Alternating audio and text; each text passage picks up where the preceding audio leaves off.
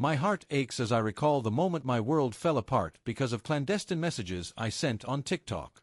A marriage that endured for 15 years collapsed in an instant, all because of words I naively thought would remain concealed. Now, at 36, I wander through life as a single woman, burdened only by the heavy weight of regret. I was just 21 when I first met Ethan, the man who captured my heart as my first true love. His presence made me feel safe, anchored, and deeply known. We married young, intertwined our lives, and I believed our bond was eternal. 4 years, we were the couple others admired, completing each other's sentences, the pair people envied, murmuring, "They're unshakable." But life has a cruel way of eroding even the most resilient connections. The strain of bills, raising children, work, and daily routines dimmed our once vibrant spark. What used to blaze like a wildfire between us faded to a fragile ember, barely flickering. Ethan was a steadfast husband. He worked diligently, always showed up for us, and never once broke my trust. Yet, over time, I started to feel invisible in our home, as though the woman he once cherished had become a stranger he merely lived alongside. That's when I made the most devastating mistake of my life. It began innocently enough. TikTok became my refuge, a place to immerse myself in carefree videos and trends, scrolling late into the night while Ethan slept beside me. I never imagined it would lead me astray. But then came the comments, the private messages. At first, they were harmless, kind compliments about my looks, playful exchanges. It felt exhilarating to be noticed, to be wanted again. Soon, I found myself yearning for those messages more than I sought connection with my own husband. One man, in particular, stood out. His charisma and flirtatious words struck every chord I'd been missing. "You're breathtaking," he'd write. "I'd treat you like a queen. How does your husband not tell you every day how extraordinary you are?" I drank in his words. I didn't just allow it, I embraced it. What started as a fleeting boost to my ego evolved into late-night conversations, shared jokes, and words I had no right to exchange with anyone but Ethan. Secrets, however, have a way of coming to light. One night, I left my phone charging on the nightstand. Ethan was there when a notification illuminated the screen, a single message that shattered our world. "Last night was magical. I'm counting the hours until next time." Before I could intervene, Ethan grabbed the phone.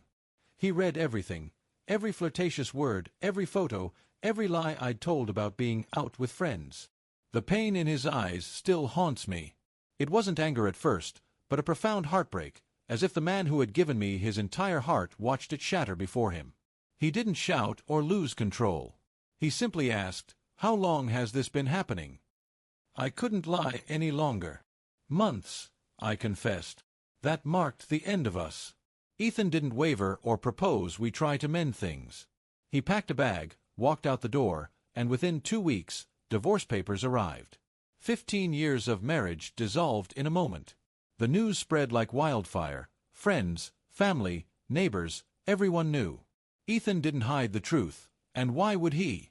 I was the one who demolished our life together. Overnight, I went from being the loyal wife and mother to the betrayer, the woman who discarded a good man for fleeting words on a screen. And the man from TikTok? He vanished the moment things got complicated, blocking me without a trace. To him, I was merely a game, a temporary distraction. Meanwhile, I lost everything: Ethan, half the time with my children due to custody, friends who chose sides, and the person I once was. Now, at 36, I'm starting over from nothing. Waking up alone in a quiet apartment after 15 years of sharing a bed with someone who knew every facet of me. My habits, my laughter, my quirks, feels like plummeting without a safety net. Dating seems insurmountable. The apps, the strangers, the fear of being misled the way I misled Ethan, it's overwhelming.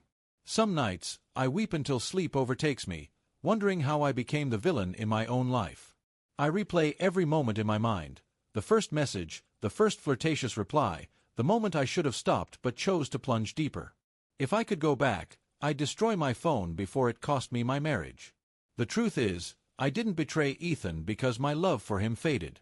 I betrayed him because I stopped loving myself, chasing validation and a fleeting sense of vitality. Instead of repairing the cracks in our relationship, I razed it to the ground. Ethan has moved on now. He seems stronger, happier. I see photos of him smiling, and it hurts to know I'm no longer the source of his joy. Our children still love me, but I see the confusion in their eyes, the unspoken disappointment.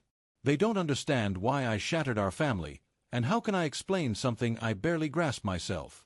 So here I am, 36, divorced, alone, piecing together a life from the wreckage I caused.